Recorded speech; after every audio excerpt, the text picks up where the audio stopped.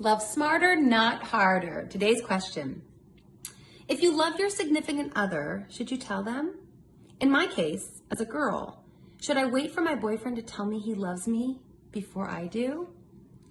I get questions like this and related questions a lot because in our modern era, we've tossed aside some of the norms that our mothers and our grandmothers experienced when they were dating because we're empowered and we've had the women's movement and all these great abilities and opportunities for women, which allow us to thrive in our careers and thrive in our educational journey and do things that our grandmothers never could have done. However, when it comes to dating, it can get confusing because we sense that there's still some residual norms and patterns and expectations that actually might work. And so it's confusing. So great question. I just actually today interviewed Dr. Duana Welch, the author of Love Factually, and she speaks to this. And she is a woman with a PhD. She's empowered, but she looks at the research. And not just the psych research, the anthropological research that looks at all cultures since the dawn of time. And how do men and women approach dating and mating? And what works so that both get what they want, a wonderful, fulfilling relationship.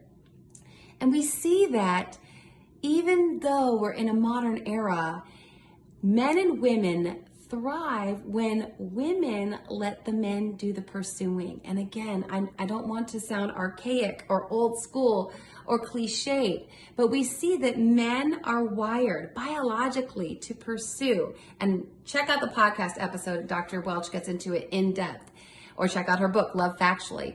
But when women do better when they are being pursued and men enjoy the pursuit. So when we keep ourselves, we present ourselves to the dating community as high status, as not snobby, not critical, and thinking that I'm better than anyone who approaches me. Not at all.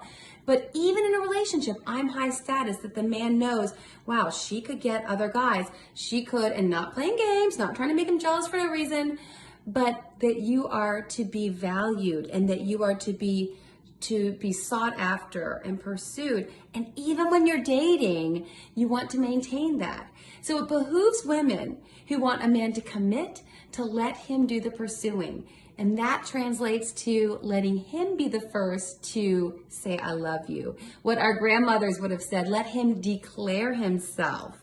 And you can show him that you care about him. You can show him that you love him, but let him be the one to say it first to you. And that's a more secure place for a woman.